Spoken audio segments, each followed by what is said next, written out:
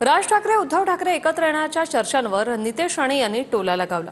एकाकडे 20 आमदार, दुसऱ्याकडे 0, आम्ही घाबरलोय असं नितेश राणे म्हणाले। राणेंची उंची उभा राहिल्यावर लवंगा एवढी, बसले की वेलची एवढी।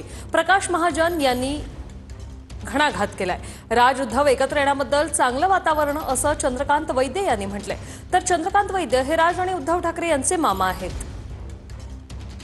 महाराष्ट्राच्या जनतेने 2024 ला एकाला 20 आमदार दिले, दुसऱ्याला 0 दिलेले आहे। भरपूर ताकद आहे। आम्ही एवढा घाबरलो आहे की आम्हाला झोप लागत नाहीये। एवढी भीती वाटते आम्हाला लोकांना। भारतीय जनता पक्ष आमच्या जिल्हाध्यक्षांना घाम आलाय, मला घाम आलाय की आता आमचं कसं होणार। तेवढी मोठी ताकद आहे हो।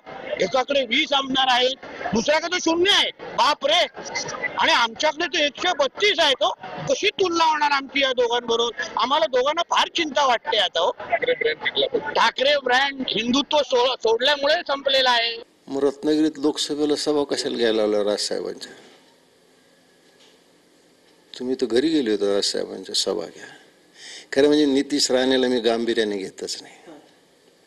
त्याची वैचारिक उंची आणि वैचारिक रुंदी, वैचारिक खोली तर त्या माणसाला नाहीच आहे। त्याची वैचारिक उंची म्हणजे नितेश राणे उभा राहिले तर त्यांची उंची लवंगे एवढी होते आणि ते बसले तर ते विलायची एवढे होतात। अशा माणसाचं काय सिरियसली घ्यायचं?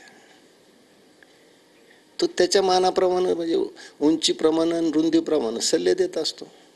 आनंद आहे ना। आता मी बरेच वर्ष प्रयत्न करतोय।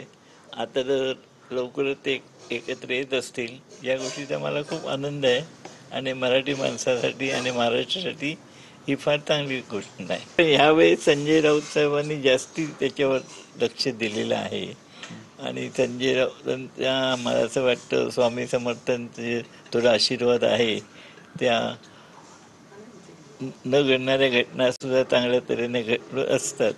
जे त्याची प्रतीची लवकरच येईल आणि ते पण त्या दृष्टीने विचार करतायत, त्यांना कन्व्हिन्स करायचा प्रयत्न करतात।